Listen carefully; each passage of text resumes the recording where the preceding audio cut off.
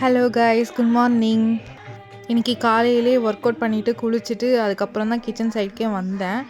சரின்னு கையோட ஊதுவத்தி கொளுத்தி வச்சுட்டு காஃபிக்கு பால் வச்சிட்டேன். நான் கொஞ்ச நாளாக இந்த ட்ரெடிஷ்னல் ரைஸ் தான் சாப்பிட்டுட்ருக்குறேன். அது வேகிறதுக்கு கொஞ்சம் டைம் எடுக்கும், அதனால் நைட்டே ஊற வச்சுருவேன். நேற்று நைட்டு நான் மறந்துட்டேன், அதுக்காக காலையிலேயே அதை சுடு தண்ணியில் ஊற வச்சுட்டேன். அதுக்கப்புறம் காஃபி போட்டு குடிச்சிட்டு குருவிங்களுக்கெலாம் அரிசி வச்சுட்டு கோலம் போட வந்தேன். மார்னிங்கே ஒரு நல்ல சம்பவம் பண்ணேன். நல்ல வேலை கோலத்து மேலே கொட்டலை. கொட்டியிருந்தேன்னா திருப்பியும் அழைச்சிட்டு திருப்பியும் போட்டிருக்கணும்.